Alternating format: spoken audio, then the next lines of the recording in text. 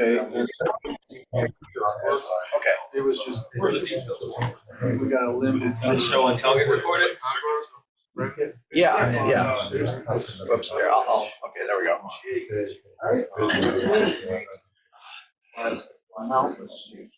Alrighty, if you want to find a seat and for the next half hour or so, I will be showing you what I did on this DE project that I had built a couple of years ago.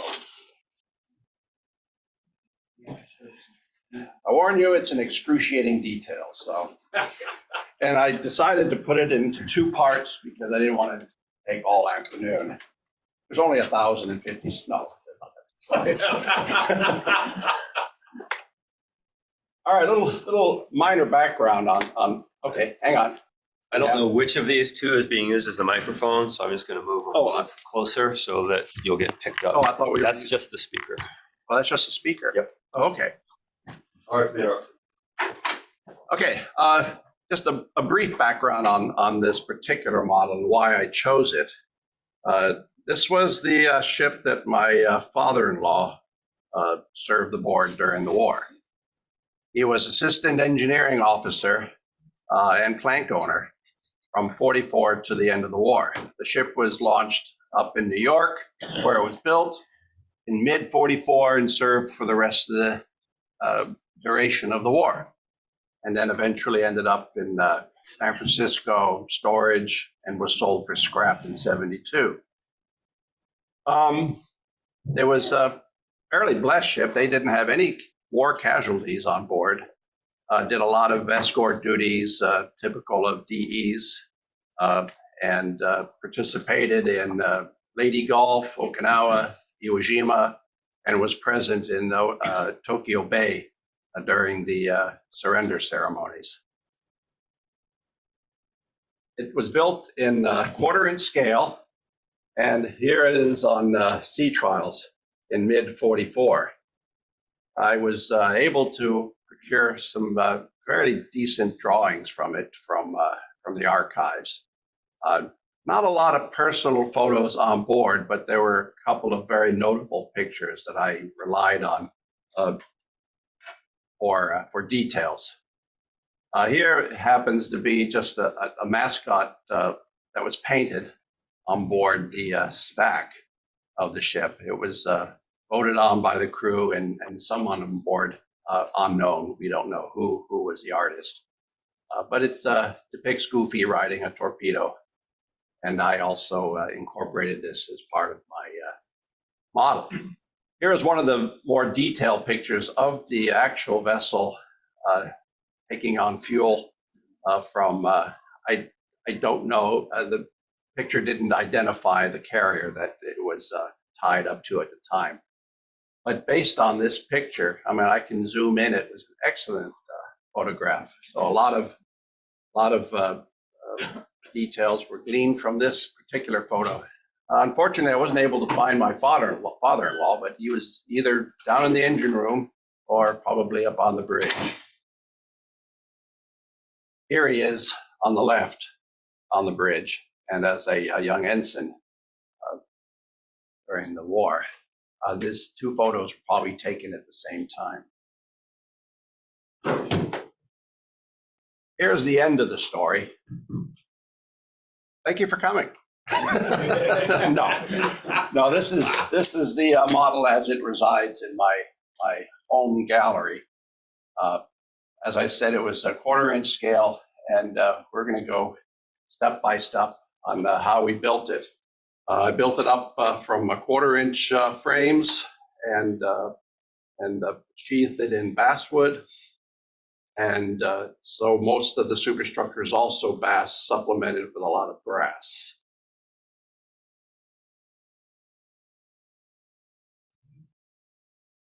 There's the model. It's like a kit, you know, it's perfect. And all I can do at this point is cut the wood and screw it up. But this is what I started with. And from there ended up with the boat. Drawings and plans are essential, and you need it to start any kind of a project. Here I have water lines, frames, and so forth. I took the paper drawings and glued them to a 1/4-inch plywood and then cut each one out so that I would have fairly accurate hull at this point. Yes, yeah, gotta watch the fingers. And after stacking them all together, it's just a simple matter of putting them all together. One nice thing I liked about gluing all these drawings, assuming that the drawings are fair, your hull will be fair. And it's just a simple matter of lining up, as you can see, all the lines, and you're good to go from there. I used a wood glue, tight bond or something like that to assemble the frames. Here we go with the sheathing in 1/8-inch basswood. In order to accommodate for the 1/8-inch thickness of the outer skin, of course, you had to take the frames, shrink them by an 1/8 inch on each side so that the outer dimensions would be accurate with the drawings. Just another drawing. I used a lot of fill blocks for the very tight contours and things because there's no way I was going to be able to bend wood without breaking it. So fill blocks for the tight corners and so forth, and then shaping them later on. Lots of clamping, lots of glue. This process took probably a week or more to finally flesh out. I originally was going to apply all of the plating with styrene plastic sheets. I got about this far in the process and decided it was just not going to work out. I ended up with a lot of bubbles and just problems. It was just problematic. So I stripped it all down and elected to, as we'll see later on, go with the seams using decals for weld lines. Since the hull was welded together, there were not a lot of overlapping seams that you might see typically on riveted ships or things like that. They were all flush mounted. And so I don't know why I thought I would do it this way originally. You live and learn. And onto the superstructure. Again, built with drawings. I had a lot of line drawings for each of the decks. There were only a couple, so. And I was going to originally, again, do all of the decking and superstructures in brass, since I like to work in brass, apparently, and have the equipment at home to do so. So these were all the artwork for each of the plates that I was going to produce. I ended up doing the plates, but did not succeed in soldering them together for a variety of reasons. I ended up with a lot of warpage and stuff. So I abandoned the idea of building them solely out of brass, but then used the plates to laminate onto a wood substructure, which was successful. And I did so, I don't know, because I could. This is a deck, the upper deck. You say, And yeah. say laminate, I assume that's gluing. Yeah. Glue the brass to the wood. What glue did you use? That way I could etch details, rivet lines. What glue did you use? I used either a Sino or epoxy, mostly epoxy for something like that, because the Sino, it's not going to stick to the brass. It'll soak into the wood and pool away and fall off. But I did use all of the bits and pieces of the cardboard or the paper to mock up a superstructure so that I could see how everything would fit together. And this helped a lot in planning. So there we have the paper mock-up and the beginnings of some of the turret shielding. And this forms the base of the superstructure. Here is again some of the artwork for details. These are the negatives that I use to produce the brass plates, decking, and so forth. The reason I wanted to do brass decking, for example, is because I could then solder a lot of the overhang, the gun supports that hung the superstructure, and a lot of that structure was kind of hanging out there, if you will, and brass provided a good, strong structure that would support bumping into or whatever, as opposed to plastic or wood sheet or something like that. And wood in this case just would not translate well, because at this scale, I think 0.01 brass is equivalent to like quarter-inch in the scale I was building. So quarter-inch steel, was probably pretty accurate. Gene, Yeah. How did you cut your? Well, when I etch them, they etch free because I draw the negatives such that the brass, would be cut free from the sprue. Yes. So I didn't really have to cut it. The etching process cut the pieces for me.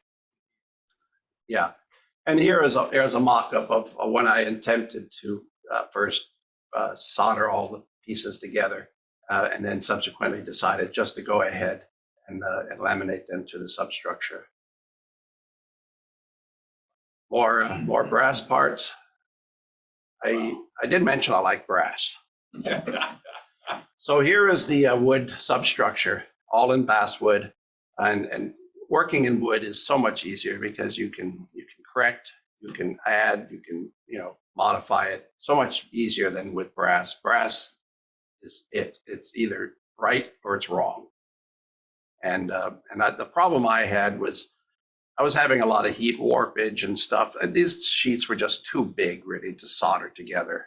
It required a lot of heat to solder, and then it would incorporate warpage into it, and then some of the dimensions weren't dead on, and I'd end up with gaps, and it just wasn't worth all the trouble.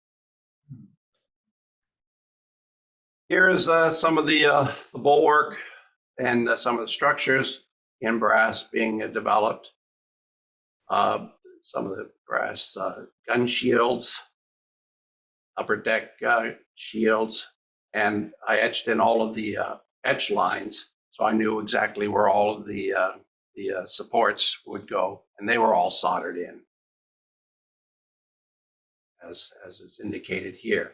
Also on the deck, you can see all my line drawings. These would be the lines where all the weld lines would be, which I eventually replicated in decals from Archer. Unfortunately, Archer has gone out of business, so I don't know what you're going to do in the future. I'm hoping that somebody will pick up his line, because he had a lot of variety of welds, catering to a lot of the armor people, So I found a weld bead that was about the right dimension for this ship, maybe about a quarter-inch or a little larger weld bead, which seemed fairly reasonable.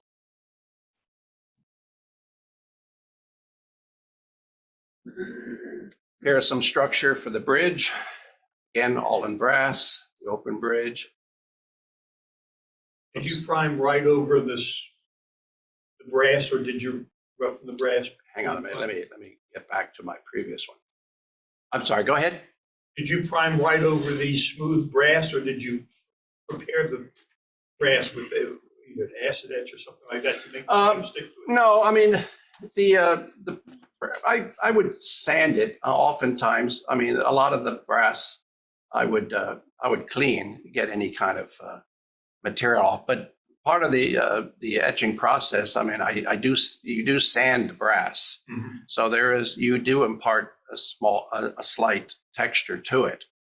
But I didn't really take a lot of extra care, other than making sure that any of the flux was washed off, or I usually wash it down with acetone or something like that, so that any of the soldering flux is cleaned off. Otherwise, yeah, you're right. Some of the primer probably would peel off in those areas. Use acrylic or? I just use rattle can, Ace hardware. Right. It worked well. It works. And I couldn't find any of the gratings in the scale, so I etched my own in brass. And this was an elevated platform above the bridge, the flying bridge. And here we're progressing, adding the shields. And as I mentioned earlier, see how the 20 millimeter shields kind of hang out? Well, it's supported by the brass deck that the shields are soldered to. So it gives a very rigid and strong structure. More brass. You know, one of these days I'll probably end up building a boat entirely in brass. I'm getting there. Do you use the torch to solder or? Well, I have a torch, but in this case I used resistance soldering. You know, I can crank it up and put a lot of heat in small space. And you know, I kind of thought about this after I had used a torch to warp all my superstructure brass, but you know, this ended up being the best way to do it anyway, because this way I could get the superstructure exactly where I wanted, and also providing what the brass did. It provided on the edge here where you can see the where the deck meets the bulkhead, a waterway. Brass would extend above the deck slightly to provide all the waterway details, and you'll see that as we get further on. Gun tubs, again, all in brass. And just at this point, just a lot of sanding and filling and refining the space and adding small details up underneath. Here's up on the flying bridge. This would be supports for some of the gun director, the what you call it, the rangefinder and so forth. Yeah. Here's details along the inside of the bulwark, all in brass. And then I used plastic to add details to each of the frame supports. Okay, moving on to the smokestack. The bottom part of the stack was hollow, so I wanted that to be in brass so that I'd be able to cut holes in it and you could see through it. The rest of it was PVC, cut in half, elongated, and then mated to the brass. Also trunks, I was going to sheathe these in plastic, so also worked out just fine for a rough shape. And it's just a matter of just constantly adding pieces and bits to the project as you go along.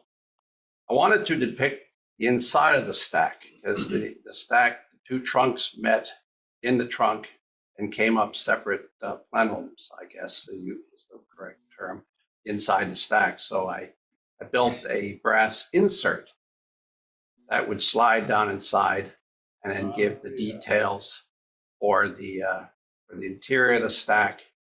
So when you look down, you can see it, you know, goes down and then kind of diverts into each of the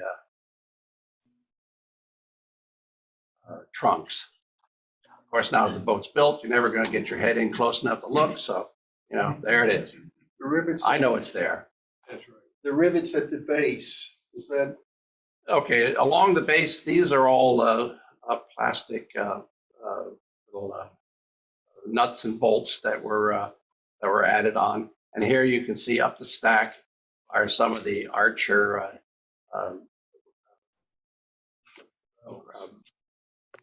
Decals. yeah, the decals, the weld lines, which eventually I did for the entire ship. And speaking of which, after having drawn out all of the lines, there were quite a few of them. It was a matter of applying all of the weld lines to all of this. And this is all done in decals. And these beads were really quite nice. And once painted over, I mean, the effect is there. And we just kind of go around, and the process is like anything, you know, you sand, you prime, you paint, you fill, you paint, you prime, you just keep adding parts. I incorporated quite a few 3D printed parts too, which I found it not only saved a lot of time, but some of these parts were really dead on. And so these are some of the hatches and doorways that I incorporated. Now it's time to do the bottom of the hull. And again, since the ship was totally welded, it was just a matter of refining all of the lines with decals, locating all of your through points for the shafts. And there you go. The water inlets, all of the trunk cases, the inlets. I incorporated everything I could find on the drawing. And unfortunately, I ended up with fairly detailed drawings, so I had a lot of stuff to add. I figured if it was on a drawing or I could see it in a picture, it was going to be on the model.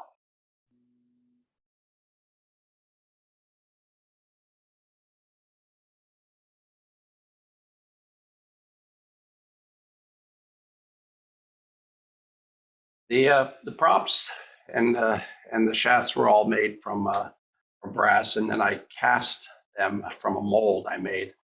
I made one set of blades left and right, cast them in a number of in numbers so that each blade would be accurate. And then here are the molds, and some of the resin blades coming out here in this case. And then it was just a matter of, at this point, assembling them all together. And the drawings in the back were quite detailed. How could you possibly go wrong? Here's a left and right screw. This was not going to be an operating model, so a simple matter of gluing them in was sufficient. And here are the assemblies ready for mounting to the hull.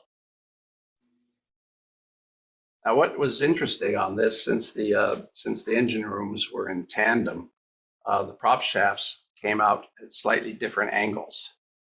The prop shafts openings were slightly staggered, so that had to all be measured carefully so that you got the right angle, and you could see slightly here a little bit of where there is a stagger.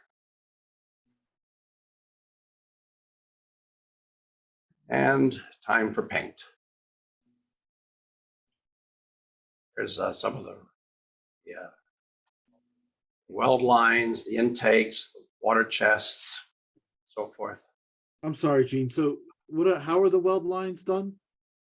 These weld lines are all Archer decals. Archer produced a line of decals in a variety of scales. And it was just a matter of applying all of these to the lines that I had previously drawn on the hull. So they were raised up. So they're raised rivets, not rivets, weld lines, raised weld lines. And sadly, they are closed for sales. Yeah, I know. Unfortunately, I hope that somebody picks up that line because they had a lot of nice products. And at this point, painting and building had to go on concurrently. So it's a matter of just doing one thing, doing another, and trying not to overdo what you did before.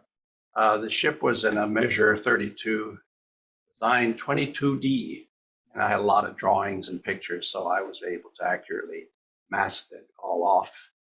And the paints I used are from True Color. It's a acetone-based paint, and they have a wide, fairly vast collection of colors, all that you would need, and different hues from different times through the war too. So a 5L hue would change over the years.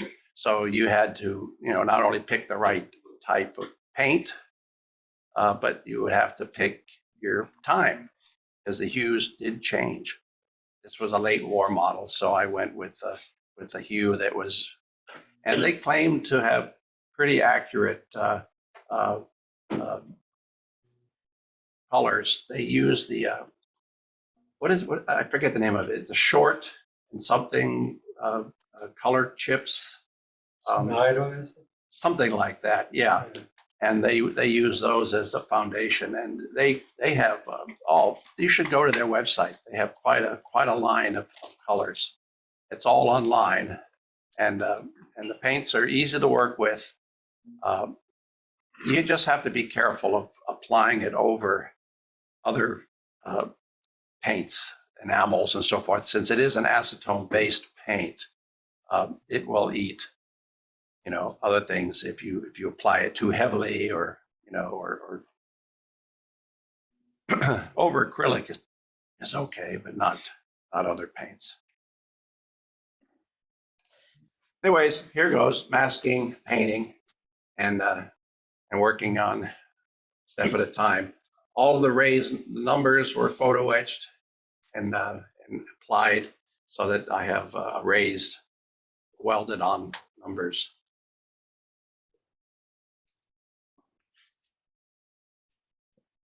Here's a photograph that really shows off some of the welding beads very nicely here. And lots of little details. Here's some rope guards, little nuts and bolts around the prop shaft boss and so forth. And oh yeah, the welder must have been sleeping that day. He missed a little bead there, I found. Gene, at what scale do you think the welding disappears? At this, probably something smaller than this boat. I mean, this is a grossly enlarged picture, but if you stand off maybe a couple of feet from the model, you hardly can discern the welding lines. So I would think this is a 1/4-inch model. Certainly not eighth inch. No, probably not. Somewhere, probably something a little north of 1/8 inch, maybe 3/8. I don't, or 3/16. I don't know. It depends on what you like, but I probably wouldn't go with welding much smaller than that. As you can see, it does show off if you look for it, but if you stand back a little bit, they all tend to disappear slightly. They look great. And of course, the name across the stern is also enraised. Did you make those? Did you make the name on the stern? Did you Yes. photo etch it yourself? Yes, I did. I photo etched that also. All And of the brass numbers. and the All numbers. numbers. Yes. All the brass on this model I etched myself. And the zincs are also, they're a little cast little zincs. What do they use for? Zincs, they're to prevent the hull from rusting. They're sacrificial zincs, so the what's the term? Galvanic. Yeah, exactly. Especially around the stern when you got the props stirring up the water and stuff like that. The zincs will erode. They're bolted to the steel hull, so they'll erode first before the ship. That's the theory. They're sacrificial anodes. Correct. And I was able to, the Slater up in New York went into dry dock, and there were a lot of photos online available of the underside of the Slater. Now, the Slater was not exactly the same class, but it had the same hull. So I was pretty safe in assuming that the zinc pattern would probably be similar. So I replicated the zincs that I saw on the Slater. And here you can see again how the shafts are slightly asymmetric, going in at slightly different angles. It's actually fairly common. Yeah. The pad eyes that they use for. Pad eyes here? Yeah. For probably either hoisting or supporting the chains of a prop or prop shaft or something like that, because they were all in line with the prop shaft, and then above the props there was another array of pad eyes. So they would use it probably to hoist. They'd use them for, if they ever had to replace propellers, they'd use that to hook chain falls. And Yeah, exactly. At sea though, I mean, Well, no, probably in dry dock. right, but when you're done with that, I would think you take it off. You do it again, you weld another one on. Yeah, Some of the older ships I did. Leave them on. The newer Yeah. ships, you cut them off, or they have holes to go through and they screw them. Extra bolts. okay, I wanted to apply some of the portholes, and this represents the artwork for the portholes. And I wanted them to have rivet details on them, so the little dots on the left-hand side is the artwork that would produce the rivets on the porthole flanges. And here you can see what the result is.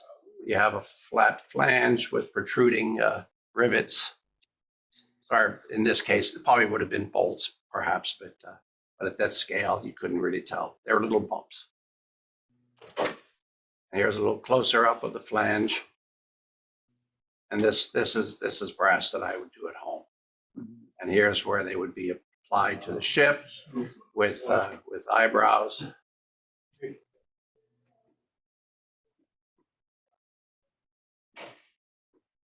And back to painting.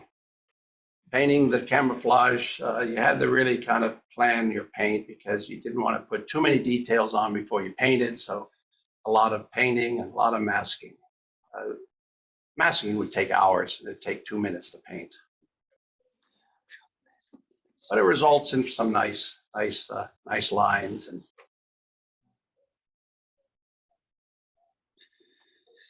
okay, here is a screen. Now I did not etch the screen. I will give you that one. It's a small brass screen, and this was just a bent cover for one of the inlets, I presume. Getting back to the painting and masking. And as you can see, here's a photograph of the prototype, and I got a lot of the masking done, not only from the drawings but also from the picture of the original ship.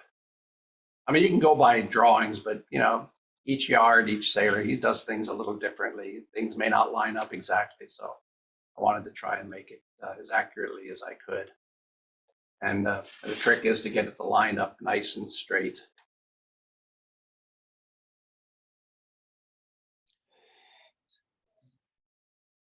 And here is a little mini-me.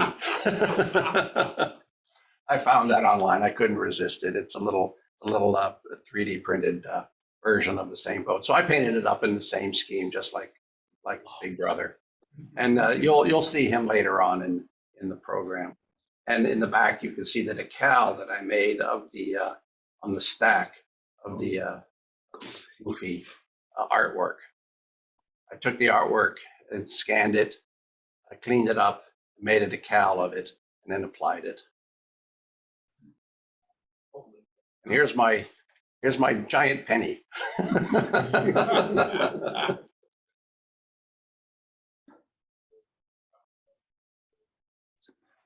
Yeah, I was having fun with the penny, but it's actually slightly oversized. Here is one of the 40 millimeters. This was a 3D printed rendering. It started out, I added a lot of little details such as wiring, hydraulics, new sights and things like that. There was no way I was going to be able to produce something that looked that nice. So I went with the 3D printed. Are you 3D printing that yourself, or?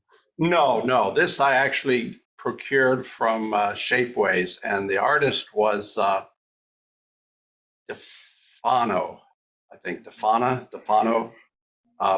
He's a Dutch fella. Had a lot of figures, a lot of parts for military vessels, and his artwork is bar none. Was that printed in one piece, or is that many Yes. pieces? No, it was printed one piece. I think the barrels came separate, and you just mounted the barrels. But no. And here's some of the directors. The guy from Shapeways, the name starts with a V or a B? Stefano, D-E something, Stefano, I think it's Stefani. You'd have to, I mean, if you Googled just for 40 millimeter guns and so forth, there's only going to be a few of them that come up. Okay, thanks. Yeah. Again, what I did with the directors is supplemented them with some cabling, redid the sights and so forth.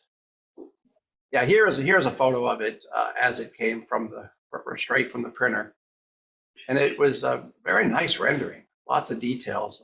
In the white, you can't really tell a lot of the things that you see, but once you get some primer and paint on it, it really pops. Unreal. Holy cow. It looks like it. Yeah, no, I mean, how can you go wrong? Like I said, I added a few little things like the wiring, some hydraulics and things like that. But other than that, basically had not much else to do to it. It's amazing that was one part. And again, this practice loader, same thing. In fact, I think the only thing I added on this were maybe a couple of things in the back. Let me see, maybe some handles and things, but otherwise it pretty much came as is. The Hedgehog, again, supplemented it, added my little decals to all of the, I made the decals, added them to each of the rockets, added some propellers and fuses to that. And then basically that's all I had to do to that. The triple torpedo tube, once again, it's like 95% there. I supplemented a couple of parts. I redid the sights, redid the instrument panel, and added a few little, hoses and wiring and stuff like that. And this is basically what I added. I etched new instrument panel, etched the sight, and that just really brought it the rest of the way. Depth charge. I started out with a 3D printed, but decided that it was the wrong mark of charge rack. So I, as you can see, pretty much disassembled it and then rebuilt it using added styrene and plastic and brass parts, and just converted it to the correct mod. These were some brackets and things that I etched.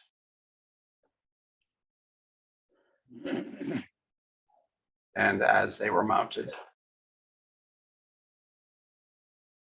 The 20s, all I did here was redid the barrels because I didn't like the way the barrels looked. I redid the shields in brass. Added some decals to the back of the shields. Added wiring, harness, sight. Just kind of embellished and took the 3D printing to the next level. And here's an assembly of all the different racks and things, depth charges and things, ready to be mounted at the appropriate time.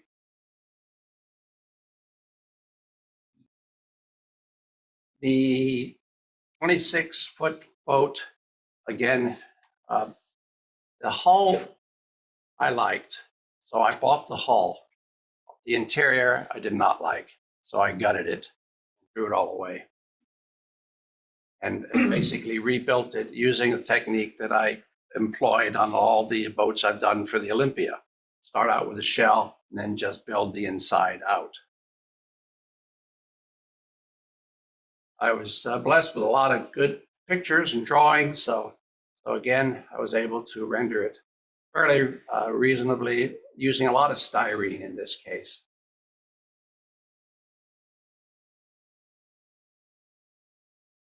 The motor, all the little details and so forth, I built from scratch.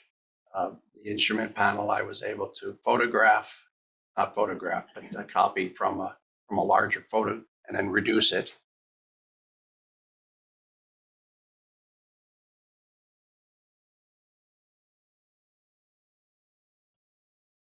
Okay, now on with the 5-inch guns. The shell of the 3D printing I really liked. I did not want to have to build these myself. I wanted to also incorporate the interior into one of the guns, and the only way to do it was to have a shell. So I bought an extra one and cannibalized the interior, and went ahead and purchased a separate 5-inch mount and modified it to fit inside the shell after having cut the doors open and everything.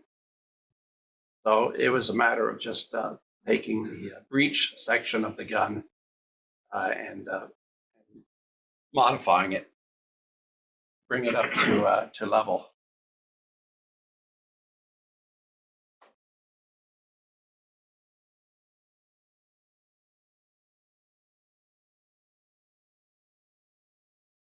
A lot of this detail you're never going to see because the door gives you just so much of a view. But I did what I could. Anything that you would be able to perceive through the opening, I tried to flesh out. One gun would be closed and one gun would be opened. How'd you do the steel decking there? That's brass. That's brass decking. Actually, I had that on hand. I forget where I got it, but there's a number of sources you can buy pre-made steel diamond-plated decking in variety of scales. I forget the name of the place. Thanks. And of course, then I fleshed out the inside of the shell with anything that would appear to be there. I referenced photos and just kind of made up what looked reasonable. Wiring and so forth.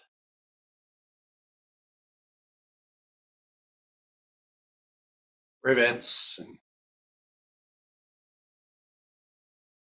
A lot of work for nothing, you know. exactly. A lot of work for a little to see. So this represents the forward turret and what you might see when you peek your nose into it. Did you put a light in there? Oh no, the light's coming in from the backside. I probably should have, but then you'd be able to see all my mistakes.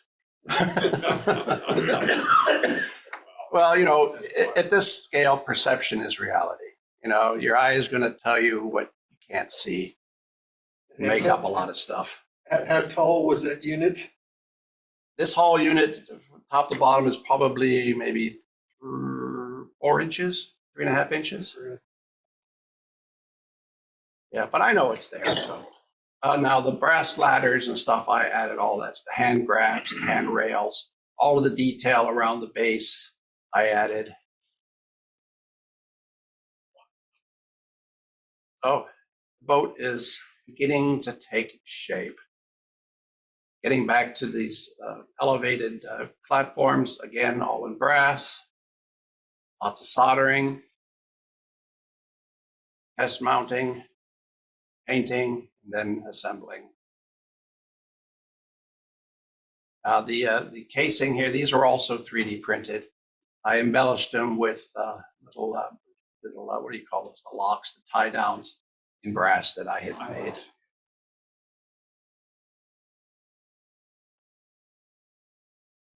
And here you can see the little decals on the inside of the shell or the shields. And that's basically about as far as we could probably take it today. I mean, we're halfway through, and if we go any longer, it'll start getting stale. So next month we'll go ahead and conclude the rest of the model and pick up where we left off. Any questions? Yeah.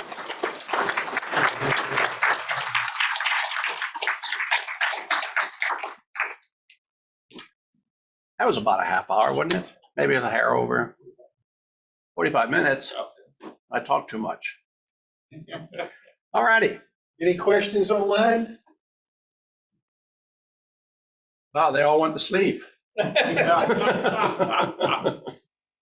That was, I just threw a rope over a rafter and I'm gonna hang myself. Yeah, Gene, well- I wrote down all my questions for my visit. It was, I've seen that model in person. You have too, Josh. Oh, no, this is not You the had, one. you had that on the, No, this is not the same one. The one you saw up at the, oh, it's not. no, the one you saw up at the show, when was it? Last year, the year before? October. Yeah. That's half the scale. That's an 1/8 inch scale. This is a 1/4 inch scale. Oh, okay. Yeah, this is the new and improved. That one was phenomenal. Yeah. I, for those of you that don't know, I originally built it in 1/8 inch scale, but I wanted one bigger.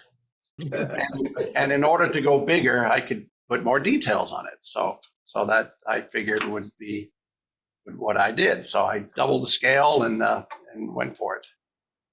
You're gonna have all the people Beautiful. on this one too? Magnificent, I'm sorry. What was that? Are you gonna have all the magnificent. people- sorry. Oh, crew on board. Yes. We will meet the crew in part 2. 7, 8 feet. Ah, I have something to add for the benefit of HRSMS. We are judged by the company we keep. yes. The company we keep now is our skipper. Oh, I thought we were going to judge you. No. All righty. Well, that concludes the meeting for this month, and we will see you next month for part 2 of the boat in excruciating detail. Hopefully, I'll make it shorter. Look forward to it. is anybody coming to Nathan's conference? Say again? Is anybody coming up to New London? I think Ryland, Heinz and Henry. Heinz and Henry are coming up. Yeah, a few of us. Unfortunately, I won't be making it this time. I wanted to, but I couldn't figure out how to bring a model up there without rattling it to death. But I don't know who that was. all righty. Well, guys, hopefully we'll see you next month. Take care. Have a good month. Thank Have you a all good month. for, I'm sorry. Thanks for the. Ryland, call me. Okay, Rick, I hope to see you again. Thank you for, I mean, that was an awesome presentation, and yeah, I think Bill was right. I'm gonna go hang myself. Wow. When I grow up, I want to be just like you. Wow. You did the. All right, well, thank you very much. You all, guys. Okay, bye-bye. Are you the one who wanted a copy of that? So Yes. And I haven't sent it to you. how do we, I've done some. now, do we need to stop recording or probably end it and stop? Appreciate it. Do I have your email? Oh, here it is. I got